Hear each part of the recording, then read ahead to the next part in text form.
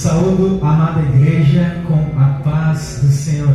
Amém. Convido a amada igreja a se colocar em pé, em reverência à palavra de Deus. Você que trouxe as escrituras sagradas, abra em Mateus capítulo 24, vamos ler versículo 32 a 34. A palavra que eu vou ministrar hoje, embora seja a palavra de Deus, não é tão comumente pregada. Vai exigir toda a tua atenção.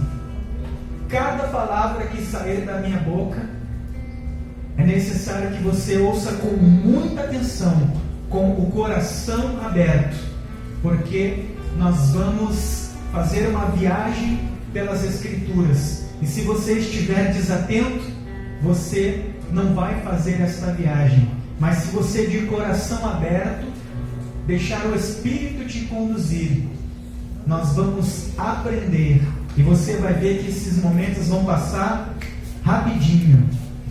Está escrito na palavra de Deus: aprendei, pois, esta parábola da figueira, quando já os seus ramos se tornam tenros e brotam folhas, sabei que está próximo o verão. Igualmente, quando virdes todas estas coisas, sabei que está próximo às portas.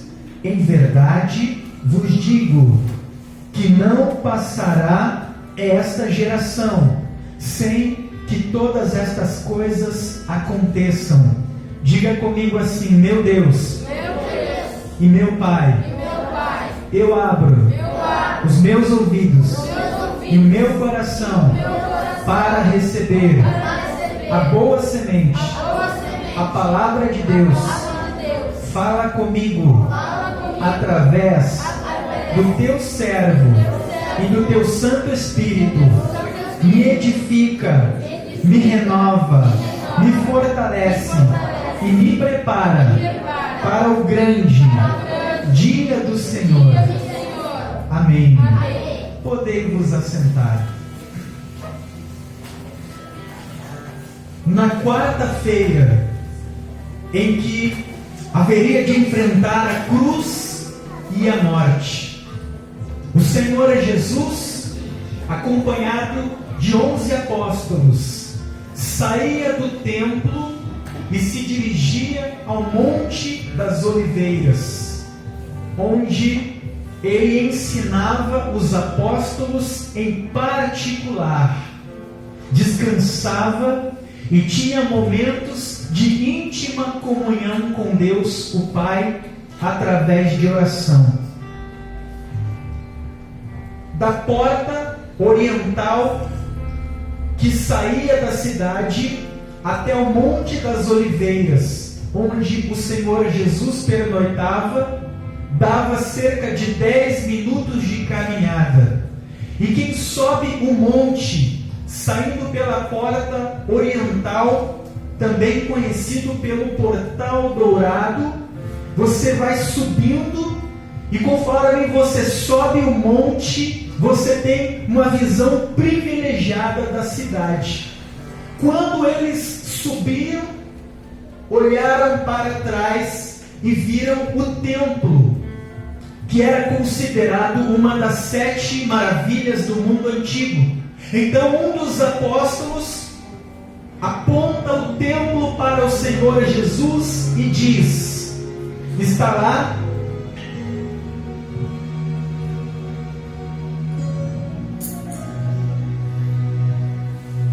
em Mateus 24, ele diz: veja, mestre, a grandiosidade desta obra. O segundo templo demorou 46 anos para ser construído, e foi com a ajuda de Herodes. Então o Senhor Jesus lhe respondeu dizendo: em verdade, eu vos digo, não ficará aqui pedra sobre pedra, antes tudo será derrubado. Então o apóstolo pergunta uma nova pergunta. Ele diz: Senhor, diga-nos, quando virá o fim dos tempos? Quando há de voltar para governar Israel e todas as nações da terra? Então o Senhor Jesus disse: não vos compete conhecer os tempos pré-determinados pelo meu Pai, mas haverão muitos sinais que indicarão a vocês o momento do meu retorno. Haverão guerras e rumores de guerras, haverá fome, epidemias, pais matando filhos, filhos matando pais, fome, o amor e a fé esfriando. Quando vocês virem essas coisas acontecendo, sabei que está perto. Não se passará esta geração sem que estas coisas aconteçam, sem que eu retorne. O Senhor Jesus profetizou que o templo seria destruído, não ficaria pedra sobre pedra. Na parábola da figueira, Israel representa a figueira. Jesus disse que a figueira secaria, e essa profecia se cumpriu no ano 70, quando o general romano Tito, liderando 70.000 soldados, adentrou em Jerusalém. O segundo templo foi destruído e não ficou pedra sobre pedra, porque o fogo queimou a prata e o ouro, e eles removeram pedra sobre pedra para raspar e recolher as pedras preciosas, a prata e o ouro. Mais de 1 milhão de judeus foram mortos. Os que sobreviveram foram espalhados por todas as nações da terra. A partir do ano 70, quem olhasse para Israel, via Israel morto, inexistente, como uma figueira que secou.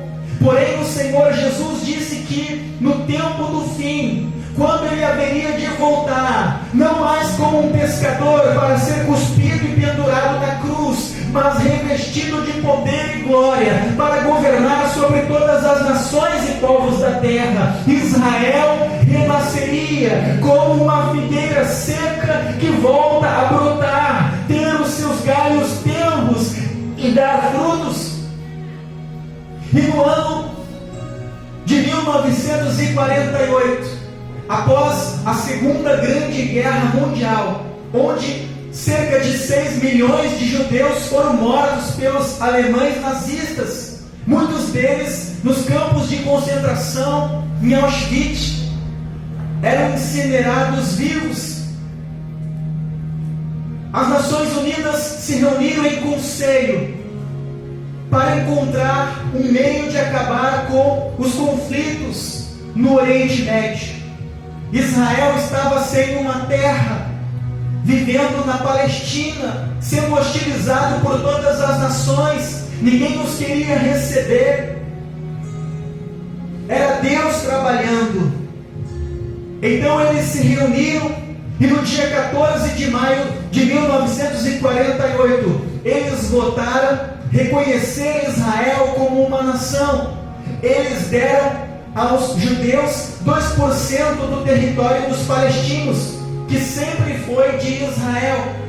E a votação estava empatada, até que o brasileiro Osvaldo Aranha, nascido em Alegrete, Rio Grande do Sul, um chanceler brasileiro, deu o voto de Minerva, que decidiria o futuro de Israel.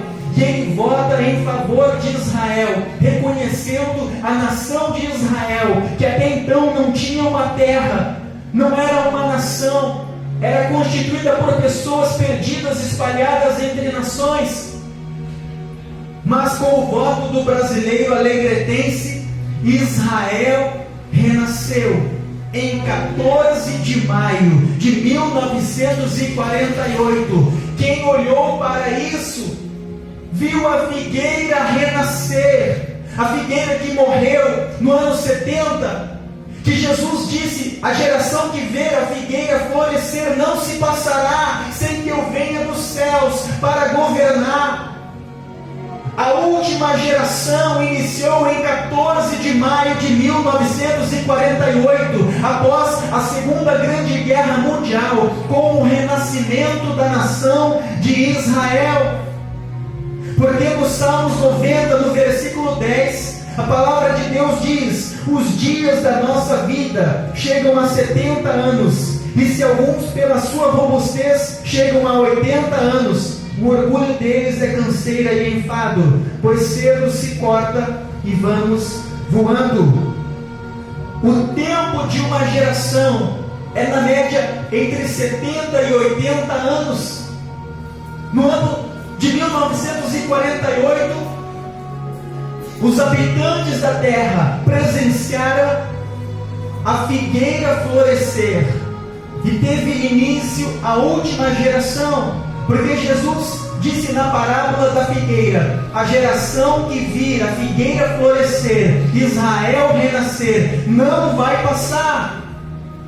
E hoje, 12 de agosto de 2022, fazem 74 anos que Israel renasceu. Tinha cerca de 800 mil judeus vivendo na região em 1948. Quando Israel foi reconhecida, mais de 5 milhões de judeus que estavam como ossos secos, sepultados entre as nações na terra, retornaram a Israel. E a cada ano Deus os tem trazido dentre as nações da terra para tratar com eles na tribulação de Jacó, no tempo do fim. Então, nós estamos vivendo a última geração. Você faz parte da geração que verá o Filho do Deus vivo, vivo entre as nuvens, com poder e grande glória, para arrebatar a sua igreja dos 4 cantos da terra. Você faz parte da geração do fim. Diga graças a Deus. Em 1 Tessalonicenses 4, do versículo 15 ao 17, o apóstolo Paulo, movido pelo Espírito Santo, nos traz uma revelação de como será o arrebatamento da igreja. O apóstolo Paulo não aprendeu com os demais apóstolos, ele aprendeu com o próprio Senhor Jesus, que após a sua ressurreição vinha ter com o apóstolo Paulo e o ensinou as doutrinas, as quais ele escreveu, sendo que constitui a maior parte dos livros do Novo Testamento. Jesus aparecia em um corpo glorificado, sentava com Paulo e o ensinava, e ele escrevia. Você consegue entender isso? Então o apóstolo Paulo, movido pelo Espírito Santo, começa a instruir a igreja como será o arrebatamento. Ele diz em 1 Tessalonicenses 4, a partir do versículo 15: de forma nenhuma nós, os que estivermos vivos, precederemos aqueles que dormem. Ao toque da última trombeta, ao brado do arcanjo, aqueles que morreram em Cristo ressuscitarão primeiro, e simultaneamente nós, os que estivermos vivos, seremos arrebatados a nos encontrar com eles nos ares. Então, a qualquer momento, quando o mundo está entretido com futebol, com carnaval, com coisas terrenas, o Senhor Jesus vai se posicionar nos céus, entre as nuvens, acompanhado por miríades de milhares de anjos. O arcanjo tocará a última trombeta, e aqueles irmãos que morreram em Cristo, que hoje estão no paraíso, acordados, conscientes, sabem quem são e aonde estão. Certa vez o apóstolo Paulo disse: conheço um homem, se no corpo ou fora dele, não sei, mas Deus o sabe. Foi levado ao paraíso e ali viu coisas que são tão maravilhosas que a mente humana não pode compreender, por isso não lhe foi permitido revelar. Ele disse: para mim é melhor morrer para estar com Cristo. ambiente melhor. Irmãos, que como Estevão, ao pregar a palavra diante dos fariseus judeus, foi apedrejado e antes de expirar, olhou aos céus e viu Cristo de pé à direita de Deus o Pai. A Bíblia diz que Cristo está sentado à destra de Deus. Mas quando Estevão morreu testemunhando da fé em Jesus, ele viu Jesus se colocando de pé, porque nos Salmos diz: preciosa é morte aos olhos do Senhor, daqueles que são os seus santos. Jesus se colocou de pé, de braços abertos, para receber a alma de Estevão. Milhares dos nossos irmãos que fizeram parte da igreja primitiva, por não negar a fé no Senhor Jesus, eram levados à arena do Coliseu Romano, aonde eles colocavam leões trazidos da Líbia, que os devoravam vivos diante de uma plateia de milhares de pessoas. Eles morriam, moídos na terra, sem negar a fé, herdavam os céus. O diabo queria destruir a igreja, mas quando um irmão morria, 20 se convertiam através do seu testemunho, porque ninguém morreria por uma fé falsa. Esses irmãos que agora estão lá no paraíso, como que eu sei que eles estão no paraíso? Lembra quando Jesus estava na cruz entre dois ladrões? Um zombava e dizia: se tu és o Filho de Deus, salvaste a tantos, salva a ti e a nós. Porém o outro o repreendeu e disse: nem mesmo estando na mesma sentença de Deus tens temor? Ele nada fez para estar aqui, é inocente, nós merecemos. Então ele diz: Senhor, lembra-te de mim quando entrares no teu reino. E o Senhor Jesus, com muito esforço, olha para ele e diz: em verdade eu te digo, ainda hoje você estará comigo no paraíso. A morte não é o fim para aquele que crê no nome do Filho de Deus. Morrer é apenas dormir, porque nós temos a vida eterna. Cristão não teme a morte. Os nossos irmãos que agora estão no paraíso, ao toque da última trombeta, vão ressuscitar em um corpo glorificado, semelhante ao corpo do Senhor Jesus, que jamais sofrerá o dano da segunda morte, que jamais ficará enfermo, estará sujeito a vícios ou a depressão.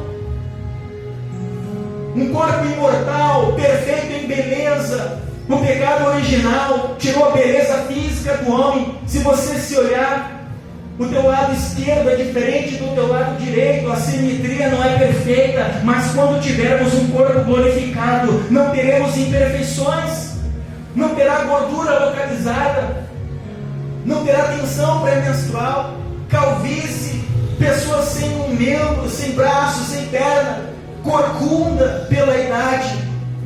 Teremos corpos perfeitos. Paulo diz que agora vemos em partes como quem vê por um espelho, que era um latão reluzente, mas chegará o dia em que nós o veremos como ele é, e como ele é, nós teremos um corpo glorificado, igual ao corpo do Senhor Jesus. Então esses irmãos vão se encontrar com o Senhor Jesus, e simultaneamente nós. Jesus disse lá em Mateus 24, a partir do versículo 36, estarão dois na cama, um será levado e deixado o outro, estarão dois no campo, moendo no moinho, um será levado e deixado o outro. Nós estaremos vivendo o nosso dia a dia normal, mas de repente os nossos ouvidos espirituais vão ouvir o som da tequia Gedolá, a última trombeta.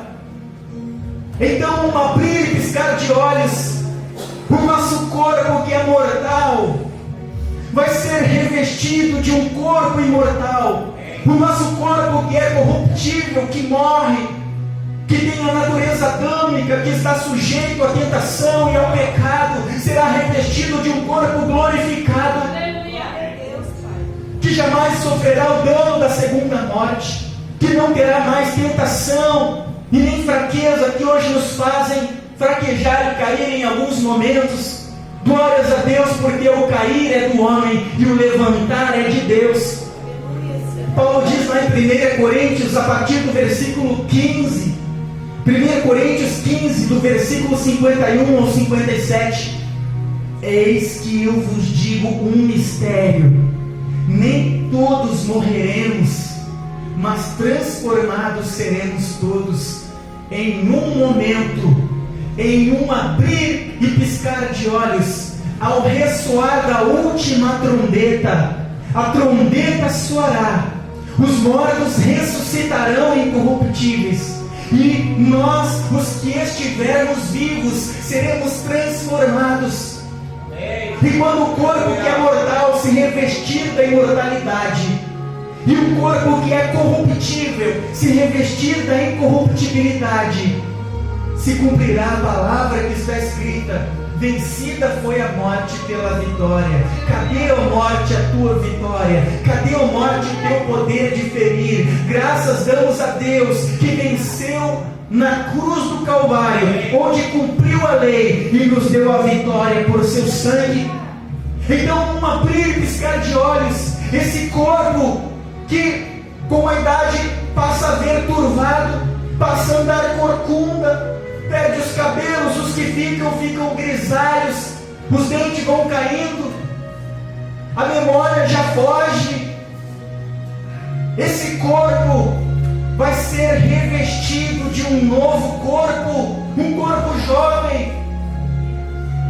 A Bíblia diz que Estevão corria atrás da carruagem de um eunuco servo do rei. O eunuco lia a escritura sem entender. Ele perguntou: você entende o que você lê? Ele disse: não, se alguém não me explicar. Então ele parou. Filipe pregou-lhe que Cristo, o Filho de Deus, morreu na cruz, ressuscitou para oferecer salvação àquele que crê, e que era necessário descer as águas do batismo. Havia um rio e ele batizou o eunuco porque ele creu, e quem crê e for batizado será salvo. E a Bíblia diz que ao sair da água com alegria, a alegria da salvação, o eunuco olhou e Felipe já não estava mais ali, foi transladado pelo Espírito. Ele desapareceu e se encontrou em uma região chamada Azoto, aonde pregou o evangelho por todas as cidades aonde passava. Filipe viveu essa